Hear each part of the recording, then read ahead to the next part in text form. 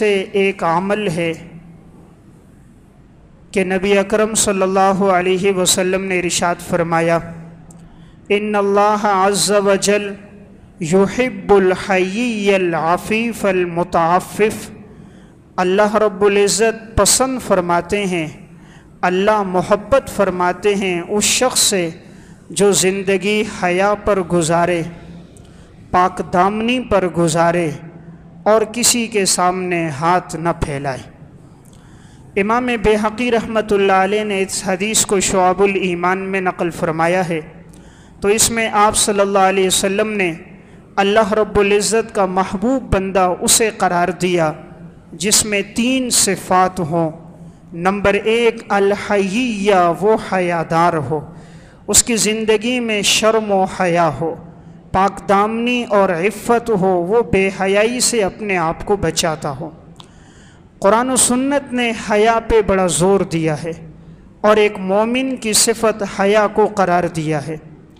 حیا ایک ایسی صفت ہے کہ نبی اکرم صلی اللہ علیہ وسلم نے ارشاد فرمایا ما کان الحیاء فی شیء الا زانہ، جس چیز کے اندر حیا آ جائے حیا اس کو خوبصورت بنا دیتی ہے، اور جس چیز میں بے حیائی آ جائے وہ اس کو بدصورت بنا دیتی ہے۔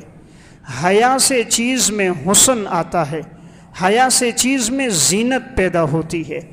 تو سب سے زیادہ حیادار اللہ کی ذات ہے، اس کے بعد نبی اکرم صلی اللہ علیہ وسلم کی ذات اقدس ہے کہ صحابہ اکرام فرماتے ہیں کہ آپ صلی اللہ علیہ وسلم اتنے حیادار تھے کہ باکرہ لڑکی سے زیادہ آپ میں حیا موجود تھی۔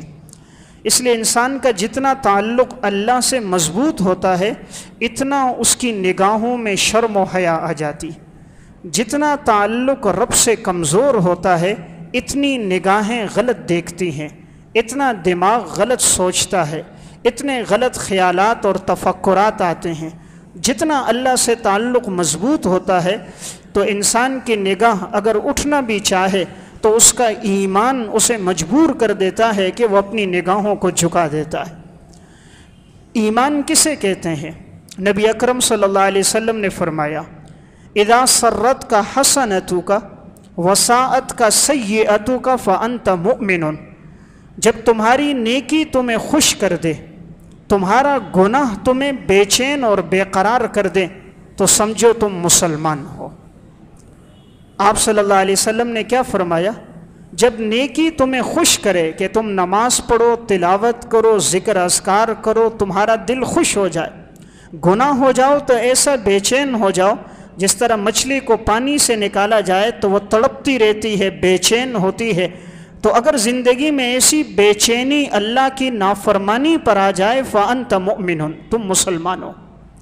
آج مال کے گم ہونے پر مسلمان بے چین ہوتا ہے، دولت کے گم ہونے پر بے چین ہوتا ہے، عہدہ جائیداد چلی جائے بے چین ہو جاتا ہے، کوئی چیز ہاتھ سے چلی جائے پریشان ہو جاتا ہے، نماز چھوٹ جائے پریشان نہیں ہوتا، اللہ کے سامنے سجدہ چھوٹ جائے غمگین نہیں ہوتا، تلاوت کی توفیق نہ ملے یہ افسردہ نہیں ہوتا،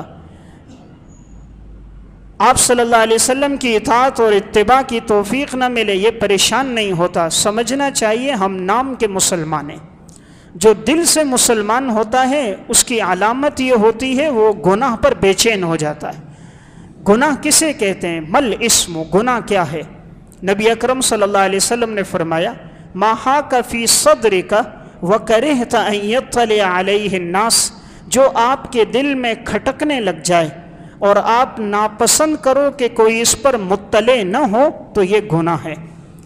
گناہ کی نشانی یہ ہے کہ انسان یہ چاہتا ہے کہ اس پر کوئی مطلع نہ ہو۔ نیکی کی علامت یہ ہے کہ انسان چاہتا ہے ہر ایک کو میرے اس نیک عمل کا پتہ چلے۔ جس کام کو چھپ کر کرو وہ گناہ ہوتا ہے، جس کام کو انسان دروازے بند کر کے پوشیدہ رہ کر گھر والوں سے، بچوں سے، عزیز و اقارب سے، رشتہ داروں سے، اہل و عیال سے چھپ کر کرتا ہے وہ نافرمانی ہوتی ہے۔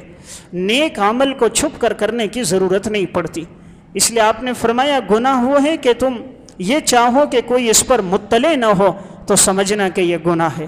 تو آپ صلی اللہ علیہ وسلم نے فرمایا اللہ کو وہ انسان محبوب ہے جس کی زندگی میں حیا ہوگی، حیادار انسان اللہ کو پسند ہے۔ مسند احمد کی روایت ہے، ایک شخص نیا مسلمان ہوا، آپ صلی اللہ علیہ وسلم کی خدمت میں آیا اور آ کر حضور سے زنا کی اجازت طلب کرنے لگا۔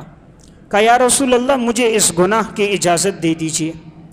آپ صلی اللہ علیہ وسلم نے اسے اپنے قریب کیا۔ آپ کی زندگی میں بڑی بردباری تھی، تحمل مزاجی تھی۔ آج ہم سے کوئی سوال کرتا تو ہم فوراً الٹا اسے کوستے، تنبیہ کرتے، ممکن ہوتا اسے مسجد سے نکال دیتے کہ کیسا بدبخت آدمی ہے، گناہ کی اجازت مانگ رہا ہے ہم سے۔ لیکن آپ صلی اللہ علیہ وسلم نے قریب کیا، پیار سے سمجھایا۔ آپ نے فرمایا کیا تم یہ گوارا کرتے ہو کہ تمہاری بہن کے ساتھ کوئی یہ حرکت کرے؟ فرمایا نہیں۔ آپ نے فرمایا کیا تم یہ گوارا کرتے ہو تمہاری ماں کے ساتھ کوئی یہ حرکت کرے؟ کہا نہیں۔ آپ نے فرمایا کیا تم یہ برداشت کرتے ہو تمہاری بیوی کے ساتھ کوئی یہ حرکت کرے؟ کہا یا رسول اللہ نہیں۔ آپ نے فرمایا کیا تم گوارا کرتے ہو تمہاری پھوپھی کے ساتھ کوئی یہ حرکت کرے؟ کہا نہیں۔ آپ نے کہا کیا تمہیں برداشت ہے تمہاری خالہ کے ساتھ کوئی یہ حرکت کرے؟ اس نے کہا نہیں۔ آپ ایک ایک رشتہ گنواتے رہے۔ پھر آپ صلی اللہ علیہ وسلم نے اسے قریب کیا، آپ نے اپنا ہاتھ مبارک اس کے سینے پہ رکھا اور اللہ رب العزت سے دعا کر دی، اللہم اغفر ذنبہ، اے اللہ اس کے گناہوں کو معاف کر دے، وحسن فرجہ، اے اللہ تو اس کو پاک دامن بنا دے، اے اللہ تو اس کے گناہوں کو معاف کر دے اور اے اللہ تو اس کو پاک دامن بنا دے۔ آپ صلی اللہ علیہ وسلم کی زبان سے یہ دعا نکلی اور اس کے حق میں قبول ہو گئی۔ پھر اس نے زندگی ایسی حیا میں گزاری، صحابہ اکرام فرماتے ہیں کہ ہم دیکھتے تھے وہ مدینہ کی گلیوں سے بازاروں سے گزرتا تھا، موت تک کبھی اس نے نگاہ اٹھا کر بھی نہیں دیکھا۔ پھر زندگی ایسی اس کی حیا میں گزری۔ تو اللہ کو کون سا انسان پسند ہے؟ آپ صلی اللہ علیہ وسلم نے فرمایا ان اللہ عز وجل یحب الحییہ، جس کی زندگی میں حیا اور پاک دامنی ہوتی ہے۔ اس لیے انسان تھوڑی دیر کے لیے سوچے، اگر وہ کسی چوراہے میں، بازار میں، کسی اسکول، کالج، یونیورسٹی کے سامنے کھڑا ہے اور کسی کا انتظار کر رہا ہے تاکہ اپنی حرص و ہوس کی نگاہوں سے اسے دیکھے، تھوڑی دیر کے لیے یہ وہ سوچے اگر یہ میری بہن ہوتی اور کوئی یہاں کھڑے ہو کر میری بہن کو سیٹی مارتا، پیچھے سے تانے کستا، پیچھے سے آوازیں دیتا، کیا یہ میں اپنی بہن کے لیے گوارا کرتا ہوں؟ کیا میں یہ اپنی ماں کے لیے گوارا کرتا ہوں؟ کیا میں یہ اپنی بہن کے لیے گوارا کرتا ہوں؟ کیا یہ میں اپنی بیوی کے لیے برداشت کرتا ہوں؟ اگر نہیں تو جسے وہ سیٹی مار رہا ہے، جسے وہ تانا دے رہا ہے، جسے پیچھے سے وہ آوازیں کس رہا ہے، وہ بھی کسی کی بہن یا بیٹی یا بیوی یا ماں ہے۔ اس لیے انسان سوچ لے اس بات کو، یہ دنیا اللہ رب العزت نے ایک ایسی بنائی ہے، یہاں بسا اوقات مکافات عمل بھی ہوتا ہے کہ انسان جیسا کر رہا ہوتا ہے پھر اس کے گھر کے اندر بھی ویسا ہی ہوتا ہے۔ اگر اس کی نگاہیں غلط اٹھیں گی تو پھر اس کی ماں، بہن، بیٹی اور بیوی بھی محفوظ نہیں رہ سکے گی اور غیروں کی نگاہیں ان کی طرف بھی اٹھ جائیں گی۔ اللہ رب العزت نے یہ جو پردے کا حکم عورت کو دیا، چونکہ اللہ نے پیدا کیا ہے انسان کو، اللہ سے زیادہ انسان کی نفسانیات سے کوئی واقف نہیں۔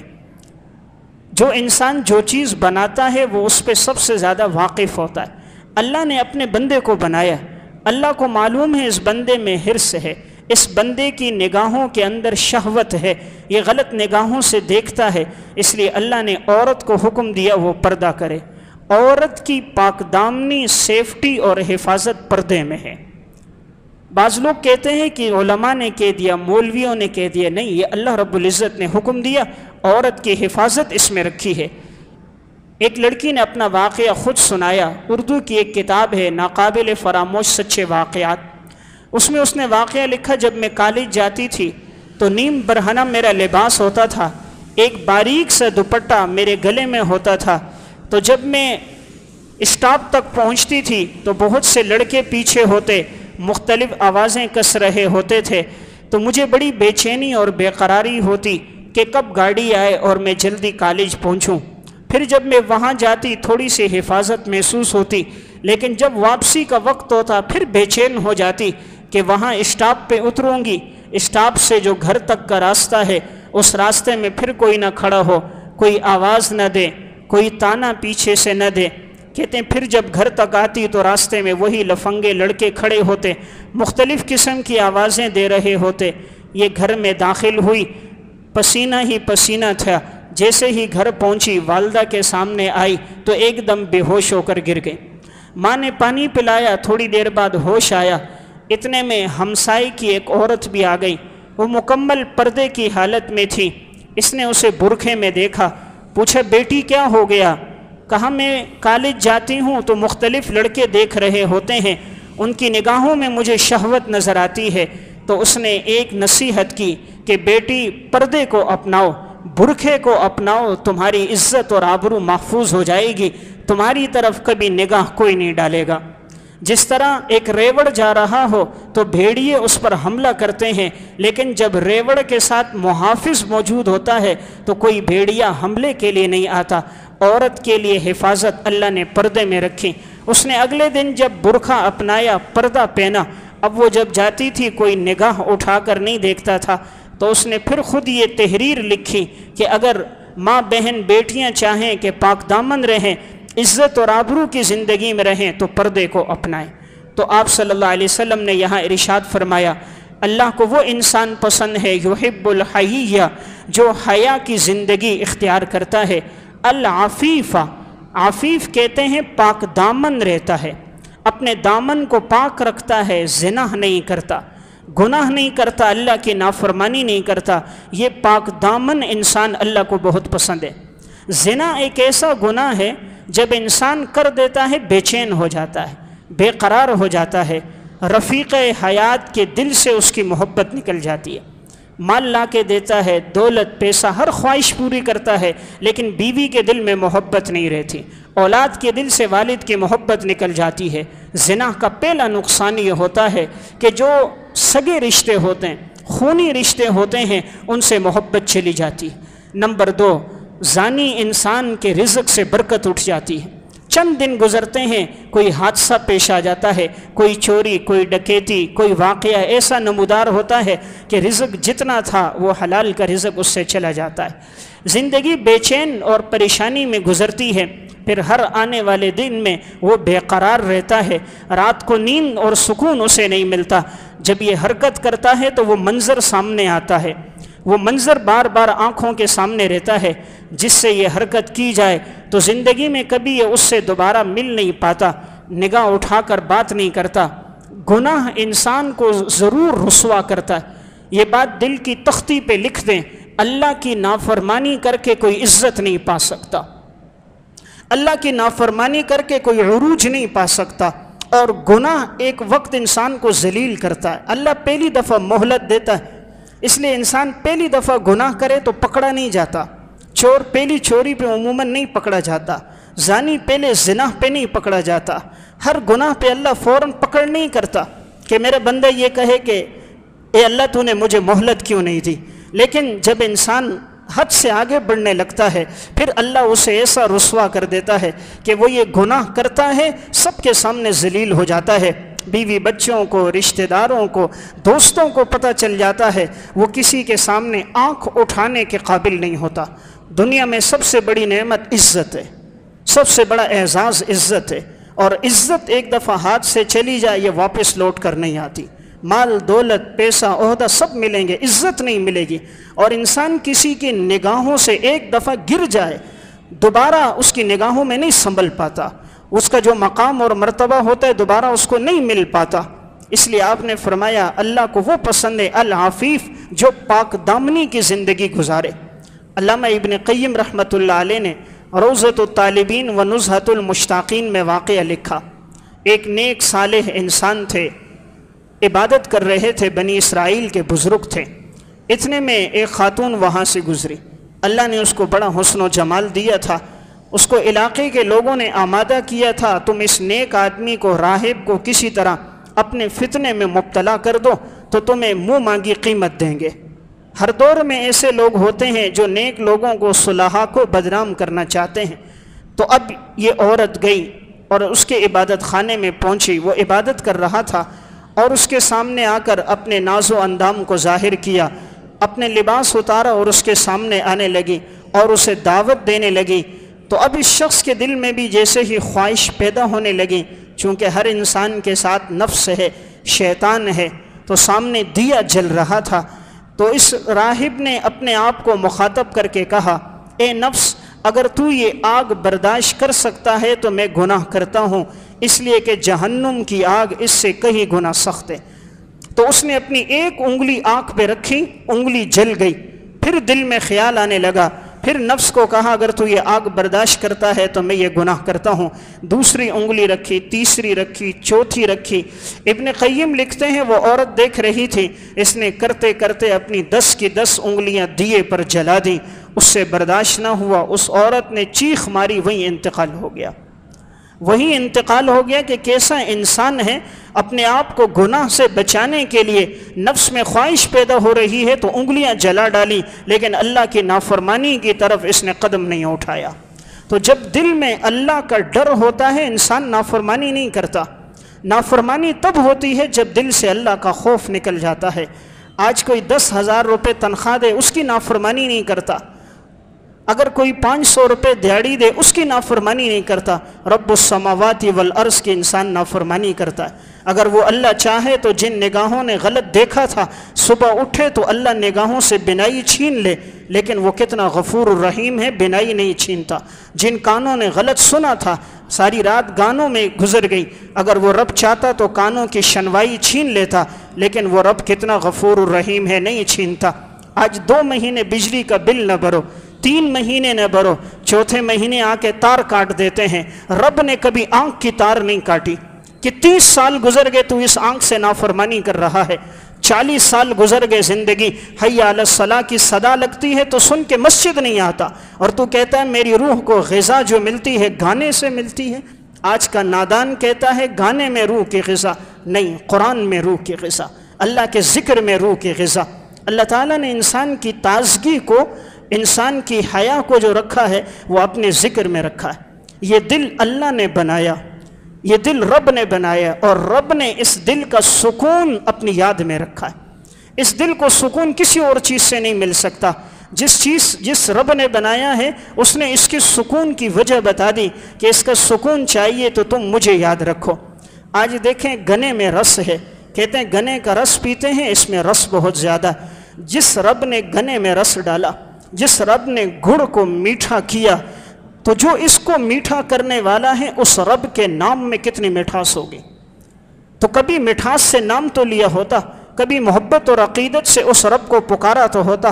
جس حسن و جمال پہ انسان جان دے رہا ہے، سوچے تو صحیح، اگر یہ چیز حسین ہے، ان اللہ جمیل یحب الجمال، اس کا پیدا کرنے والا خدا کتنا خوبصورت ہوگا، اس کا بنانے والا رب کتنا حسین ہوگا، لیکن انسان کی نگاہ اپنے رب پہ کبھی نہیں کی۔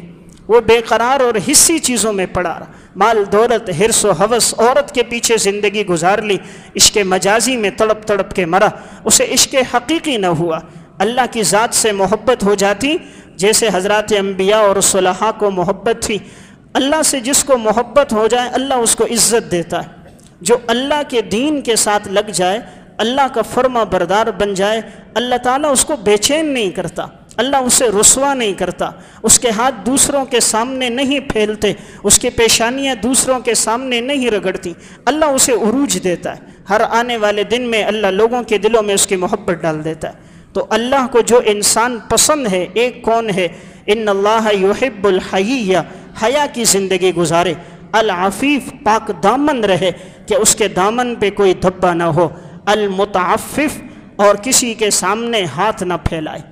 اللہ کو یہ پسند نہیں کہ میرا بندہ کسی اور کے سامنے ہاتھ پھیلائے، اللہ کو پسند ہے کہ میرا بندہ میرے سامنے ہاتھ پھیلائے۔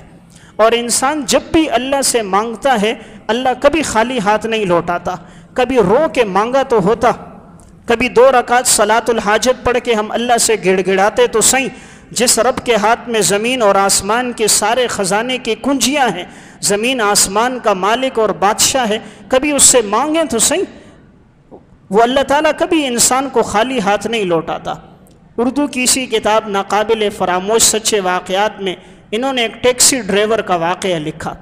وہ اپنا قصہ سناتا ہے. میں کوہاٹ شہر سے کام کرنے کے لیے کراچی آیا.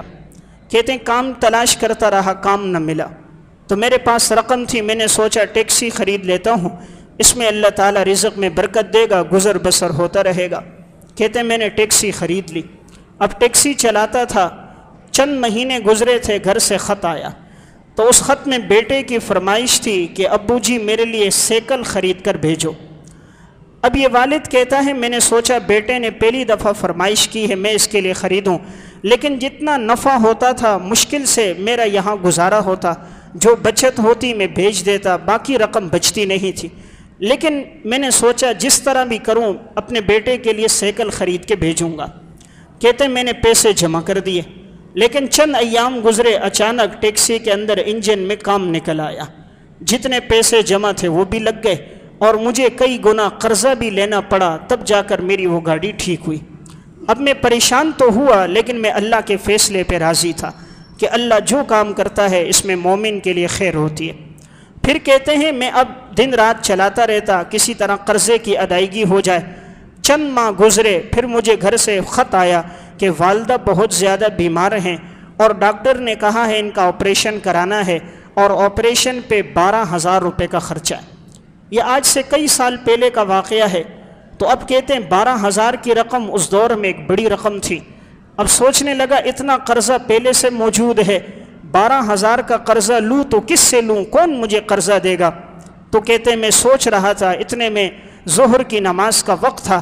ایک مسجد کے سامنے میں نے گاڑی روکی, وضو کیا, نماز پڑھی اور 2 رکعت صلاۃ الحاجت پڑھی. اور صلاۃ الحاجت کے بعد میں نے اللہ کے سامنے ہاتھ پھیلائے اور رونے لگا کہ اے اللہ, حالات ایسے آ گئے کہ میرے اوپر قرضہ ہو چکا ہے, والدہ بیمار ہے, اس کا میرے اوپر بہت بڑے احسانات ہیں, لیکن آج میں اپنی والدہ کا آپریشن نہیں کرا سکتا, اتنی رقم میرے پاس نہیں ہے, مولا کریم تو میری مدد فرما. اللہ کے سامنے رویا, ندامت کے آنسو بہائے. کہتے میں اٹھا, ٹیکسی اسٹارٹ کی, جانے لگا.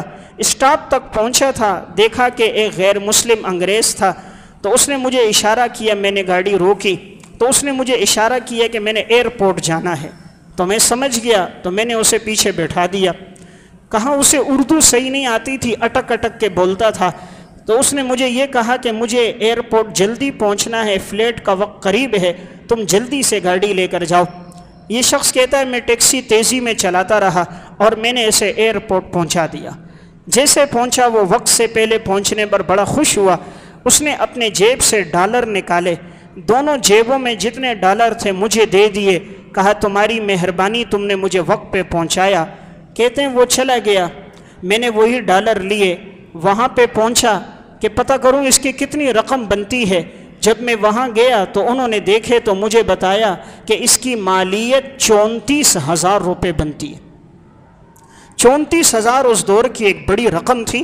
کہتے ہیں میرے ہوش و حواس اڑ گئے. 34,000 اتنی بڑی رقم کہ قرضہ بھی ادا ہو جائے گا, آپریشن بھی ہو جائے گا, بچے کی سائیکل بھی آ جائے گی.